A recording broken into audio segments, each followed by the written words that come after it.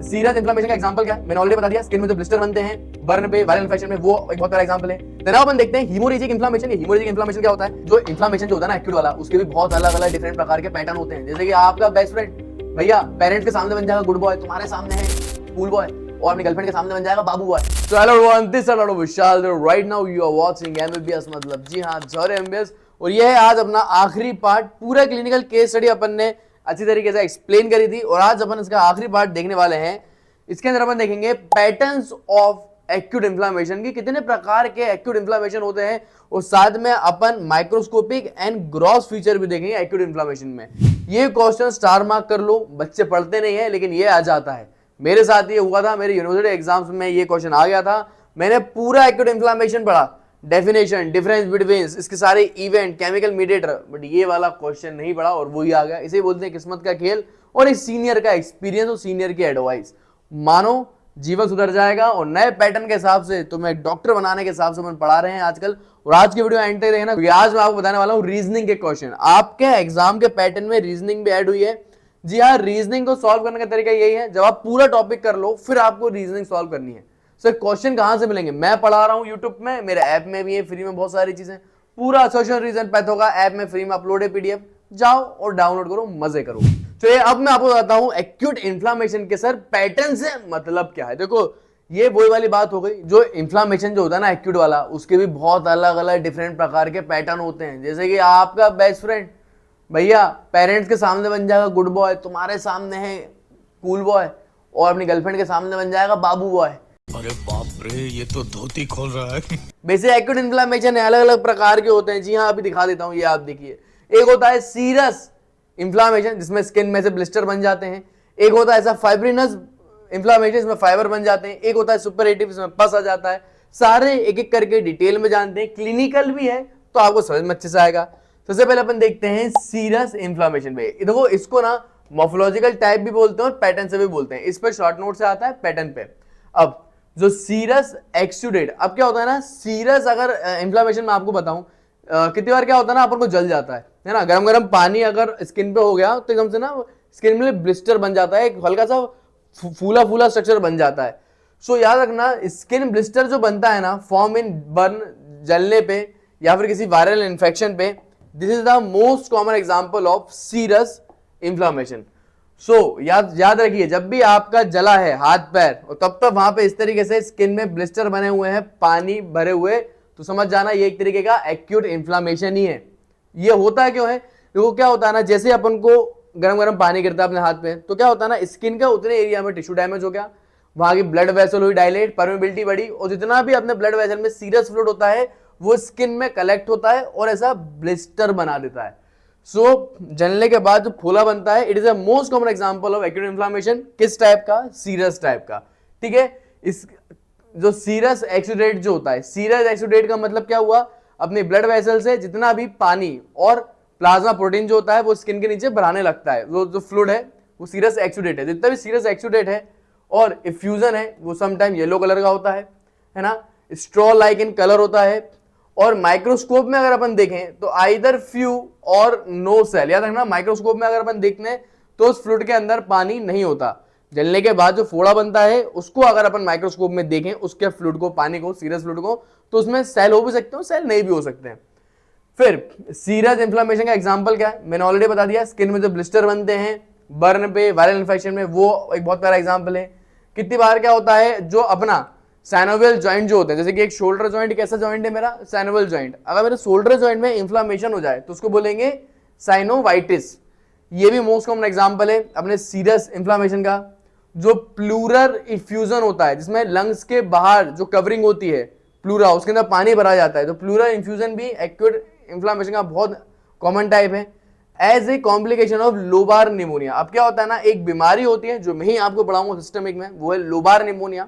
इस lobar pneumonia बीमारी में क्या होता है, लंग्स के बाहर वाली कवरिंग में पानी भरा जाता है, वो क्या है, एक तरीके का प्लूरल इफ्यूजन हो जाता है। तो this is the most common example of serious inflammation. ये एमसीक्यू में भी आते हैं कि which of the following is the example of serious inflammation. ठीक है, फिर अपन आते हैं फिब्रिनस इन्फ्लेमेशन पे। देखो फिब्रिनस इन्फ्लेमेशन क्या है? Marked increase in vascular permeability, कितनी बार क्या होता है ना एक्यूट इन्फ्लामेशन में अपने ब्लड वेसल की परमेबिलिटी बहुत ज्यादा बढ़ जाती है, जिसके कारण क्या होता है ना lead to escape of large molecule of fibrinogen. अपने ब्लड वेसल के अंदर जो फाइब्रिनोजेन सेल होते हैं वो ब्लड वेसल से निकल के, प्लाज्मा से निकल के टिश्यू में चले जाते हैं। फिर वो फाइब्रिनोजेन सेल जो है अपने ब्लड वेसल के बाहर एक्स्ट्रा वस्कुलर स्पेस में फाइब्रिन बनाने लगते हैं। देखो इसका नाम ही खुद बोल रहा है, फाइब्रिनोजेन का काम क्या होता है, फाइब्रिन बनाना। अगर फाइब्रिनोजेन ब्लड वेसल से बाहर निकल जाएगा, टिश्यू में जाता है, तो वो क्या करता है, टिश्यू में फाइब्रिन बनाने लगता है ना। Exudate rich in fibrin is called fibrinous exudate. जो पानी ब्लड वेसल के बाहर निकल रहा है उसमें फिब्रिनोजेन बहुत है, तो इसको अपन फिब्रिनस एक्सुडेट भी बोलते हैं। मैं इसका आपको फोटो दिखाता हूं, ये आप ऑर्गन देखिए। इस ऑर्गन में आप टिश्यू में देख पा रहे हो बहुत सारे फाइबर बन चुके हैं इस इंफ्लामेशन में। This is the most common example of fibrinous inflammation. यहाँ पे आप देखिए सुपरेटिव, देखो जहां भी सुपरेटिव लगा हो मतलब वहां पे इंफेक्शन हो गया है, पस के सेल बन चुके हैं। देखो यहाँ पे पस निकल रहा है येलो कलर का, ये सुपरेटिव इंफ्लामेशन है। कितनी बार क्या होता है ना, अपन को इंफ्लामेशन हुआ, इंजरी हुई, उस इंजरी के जगह में बैक्टीरिया वगैरह लग जाते हैं और वहां पे पस बनाने लगते हैं। सो एब्सिस मतलब पस बनना। It is the local collection of purulent inflammatory exudate in a tissue, an organ or a confined space. कितनी बार क्या होता है, अगर मान लें इन्फेक्शन हो गया तो वो स्पेस बड़ी हो जाती है, वहां पे अगर बैक्टीरिया का इन्फेक्शन हो गया, पस भरा गया, तो उसे बोलेंगे सुपरेटिव प्लूरेंट इफ्यूजन। देन अब अपन देखते हैं हीमोरेजिक इन्फ्लामेशन। ये हीमोरेजिक इन्फ्लामेशन क्या होता है, देखो हीमोरेजिक इन्फ्लामेशन, इसका नाम इसकी पहचान बता रहा है। हीमोरेजिक मतलब, हीमोरेज का मतलब होता है ब्लड का बहना। अगर मान लीजिए कभी आपका इन्फ्लामेशन हुआ, वो इतना ज्यादा इन्फ्लामेशन हुआ कि ब्लड वेसल पूरी इंजरी हो गई ब्लड वेसल में, तो क्या होगा, उतने लोकल एरिया में ब्लड बहुत ज्यादा बहने लगेगा। वही तो यहाँ पे लिखा है, when inflammation associated with severe vascular injury. जब भी इन्फ्लामेशन हो रही है किसके साथ साथ, अपने ब्लड वेसल की इंजरी के साथ साथ, और डेफिशिएंसी ऑफ कोगुलेशन फैक्टर, आपकी बॉडी में कुछ बीमारियां हैं जिसके कारण ब्लड आपका कोगुलेट भी नहीं हो पा रहा, मतलब ब्लड बह रहा है, रुक भी नहीं रहा, it is cause haemorrhagic inflammation. मतलब हीमोरेजिक इन्फ्लामेशन वो प्रकार का इन्फ्लामेशन है जहां पे इन्फ्लामेशन भी हो रहा है, साथ में ब्लड वेसल की इंजरी के कारण वहां से खून भी निकल रहा है। जैसे कि आपका मोस्ट कॉमन एग्जांपल है एक्यूट पैंक्राइटिस। एक्यूट पैंक्राइटिस के अंदर क्या होता है, ड्यू टू प्रोटियोलाइटिक डिस्ट्रक्शन। क्या होता है, जब भी पैनक्रियाज में इंफ्लामेशन होता है तो क्या होता है ना, पैनक्रियाज के डाइजेस्टिव एंजाइम निकल जाते हैं। वो एंजाइम जो रहते हैं वो प्रोटियोलाइटिक होते हैं, प्रोटीन को तोड़ने वाले, जिसके कारण क्या होता है, अपने ब्लड वेसल भी टूट जाती है। वो एक देखो, पैनक्रियाज से निकलता है डाइजेस्टिव एंजाइम, अगर पैनक्रियाज में सूजन होगा तो वहां से निकलेंगे डाइजेस्टिव एंजाइम जो कि प्रोटियोलाइटिक होते हैं, ऐसे एंजाइम जो कि प्रोटीन को डाइजेस्ट करते हैं, और वो खुद के ही बॉडी के ब्लड वेसल को क्या करते हैं, बॉडी की ब्लड वेसल में डैमेज मचा देते हैं। तो यहाँ पे इंफ्लामेशन भी हुआ, साथ में खून भी निकला, इसलिए ये एग्जांपल है हीमोरेजिक इंफ्लामेशन का। या फोटो देख सकते हैं, ये पूरा पैनक्रियाज है और यहाँ पे देखो ब्लड निकल रहा है। This is the most common example of haemorrhagic inflammation. अब अपन आते हैं कैथेड्रल इंफ्लामेशन पे। जितना भी आज अपन ने पढ़ा ना, उन सारे टाइप्स में ये टाइप बहुत इंपॉर्टेंट है। वेरी शॉर्ट नोट में आता है, 2 नंबर में आता है, वाइवा में आता है, तो स्टार मार्क आप कर लीजिएगा। This is the most important example. Acute inflammation of mucous membrane. अब देखो ये कैथेड्रल इन्फ्लामेशन होता क्या है, क्या होता है ना, अगर आपके नाक में जो म्यूकस मेम्ब्रेन होती है अगर उसमें इन्फ्लामेशन हो जाए तो this is known as catarrhal inflammation. So acute inflammation हो किसमें, आपकी म्यूकस मेम्ब्रेन में, नाक की, it is accompany by excessive secretion of mucus. अब अगर आपके म्यूकस मेम्ब्रेन में इन्फ्लामेशन हो गया तो क्या होगा, ये म्यूकस मेम्ब्रेन जो है नाक की बहुत ज्यादा म्यूकस बनाएगा, एक्सेसिव सिक्रेशन करेगा म्यूकस का, and the appearance is described as catarrhal. और बच्चे के नाक से फिर वो निकलेगा और उसको अपन कैथेड्रल बोलते हैं। जैसे कि अगर आपने शिनचैन देखा हो तो उसमें एक कैरेक्टर था, मुझे याद नहीं आ रहा उस कैरेक्टर का नाम, उसकी नाक हमेशा बहती रहती थी। तो ये जो आप देख रहे हो ना, this is the most common example of cathedral inflammation. अगर तुम लोगों को उसका नाम याद आया तो भाई कमेंट सेक्शन में मुझे बताना, मुझे याद नहीं आ रहा है। और वीडियो कैसी लग रही है बताओ, और नेक्स्ट वीडियो किसी चाहिए ये भी बताओ कमेंट सेक्शन में। फिर अपन आते हैं अपने लास्ट टाइप पे, वो है मेम्ब्रेनस इन्फ्लामेशन। ये आपको दिख रहा होगा। इस इन्फ्लामेशन में क्या होता है ना, एक मेम्ब्रेन सी बन जाती है इस तरीके की। सो ये भी आपको दिखा देता हूं, membranes inflammation. So in this type epithelium is covered by membrane consists of fibrin. क्या होता है, कितनी बार अपन को टॉन्सिल होता है, टॉन्सिल मतलब कि टॉन्सिलाइटिस एक ऐसी बीमारी इसमें आपके जो टॉन्सिल होते हैं वो सेल हो जाते हैं। अगर बैक्टीरियल टॉन्सिलाइटिस हुआ है तो वो उसके कारण क्या होता है ना, टॉन्सिल में सूजन हो गई, एक्यूट इन्फ्लामेशन हो गया। सो वहां पे क्या होती है, एक मेम्ब्रेन बन जाती है, फाइब्रिन की, एपिथेलियम सेल की और इन्फ्लामेटरी सेल की पूरी एक लेयर से बन जाती है। जैसे कि फेरेंजाइटिस में होता है, लेरेंजाइटिस में होता है, due to Corynebacterium diphtheriae. एक बैक्टीरिया होता है, उसे अपन बोल देते हैं कॉर्नी बैक्टीरियम डिप्थीरिया। ये बैक्टीरिया क्या करता है, दो बीमारियां कराता है, एक लेरेंजाइटिस, लैरिंग में सूजन, और एक फेरेंजाइटिस, फेरिंक्स में सूजन। ठीक है, उसके कारण क्या होता है, आपके टॉन्सिल के अंदर में इन्फ्लामेशन होता है और पूरा यहाँ पे फेरिंग लैरिंग्स में इन्फ्लामेशन होता है, और उसके कारण आपके माउथ में अंदर की तरफ एक पतली सी मेम्ब्रेन बन जाती है। किसकी? फाइब्रिन की मेम्ब्रेन, अपने एपिथेलियम सेल की मेम्ब्रेन और इन्फ्लामेटरी सेल की मेम्ब्रेन। दैट इज व्हाई इस टाइप का नाम है मेम्ब्रेनस इन्फ्लामेशन।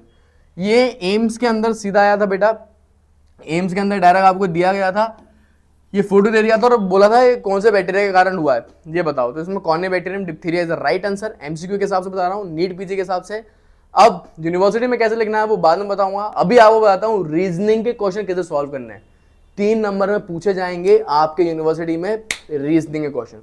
कोई नहीं बता रहा यूट्यूब पे, मैं अकेला आपको बताऊंगा कैसे सॉल्व करना है। सो यहाँ पे मैंने 3 इंपॉर्टेंट रीजनिंग के क्वेश्चन दिए हैं आपको, बाकी पूरी पीडीएफ बहुत जल्द मेरे ऐप पे मैं सॉल्व डाल दूंगा फ्री ऑफ कॉस्ट में, डाउनलोड करके रखना।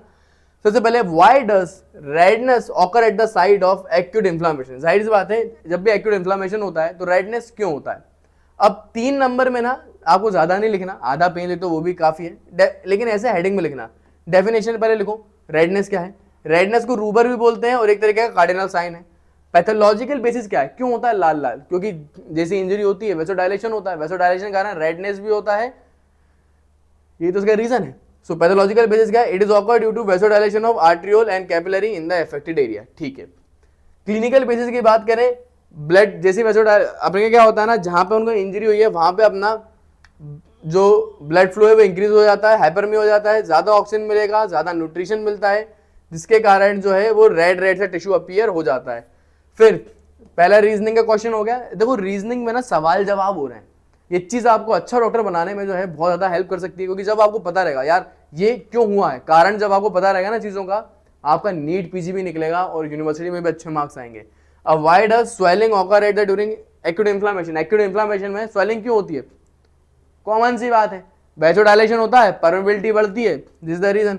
स्वेलिंग, ट्यूमर, ये भी एक तरीके का कार्डिनल साइन है। क्यों हो रहा है, क्योंकि एक्यूमुलेशन होता है फ्लूइड का इंट्रासेलुलर टिश्यू में। पैथोलॉजिकल बेसिस क्या है, वस्कुलर परमेबिलिटी बढ़ती है, प्लाज्मा प्रोटीन और फ्लूइड जो है लीक आउट होता है और स्पेस में जमा हो जाता है, कॉमन सेंस वाली बात है। Why does pain occur, pain क्यों होता है। डेफिनेशन, पेन और डॉलर जो है ये भी एक तरीके का कार्डिनल साइन है। पैथोलॉजिकल बेसिस क्या है, इन्फ्लामेशन करवाने में बहुत सारे केमिकल मीडिएटर लगते हैं, उनमें से एक केमिकल मीडिएटर है अपना ब्रेडिकाइनिन, प्रोस्टाग्लैंडिन, सेरोटोनिन। ये सारे के सारे केमिकल मीडिएटर ना पेन भी करवा लेते हैं। सो इन दिस वे एसोशियल रीजंस काम में आते हैं, ना सिर्फ यहाँ काम में आएंगे, वाइवा में भी पूछेंगे। सो हर बार मैं आपको पढ़ाऊंगा नए पैटर्न के हिसाब से, नए तरीके से झोरे एमबीएस पढ़ा रहा है। मेरा ऐप डाउनलोड करके देखो यार, तुम लोगों को मजा आ जाएगा, लिंक नीचे है, पैसे तो मांग नहीं रहा, ऐप डाउनलोड तो करो, फ्री में पीडीएफ मिल जाएगी। अब मैं आपको बताता हूं यूनिवर्सिटी में कैसे लिखना है patterns of acute inflammation. So directly अगर कभी भी पैटर्न्स आए तो आपको एक एक करके हेडिंग डालना, सीरस, फाइब्रोनोजस, सेपरेटिव, हेमोरेजिक, कैटरल और मेम्ब्रेनस, इसको हेडिंग डालना और सीधा इस तरीके से लिखते जाना जैसे मैंने लिखा है। इसके अंदर डायग्राम वगैरह बनाने की आपको जरूरत नहीं है, आपको डायरेक्ट इसी तरीके से लिखना है।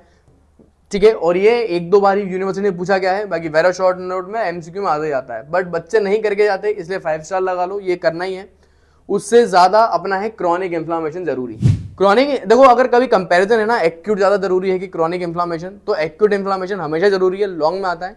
क्रॉनिक इतना जरूरी नहीं है, बट क्या होता है ना, जब भी अपन को लंबे समय की डिसीज होती है जैसे कि टीबी वगैरह, उन सब में अपन को क्रॉनिक इन्फ्लामेशन ही एक तरीके से, that is why chronic inflammation पढ़ना बहुत जरूरी है, क्योंकि यही सिस्टम का बेसिस बनाता है और यूनिवर्सिटी में आता है।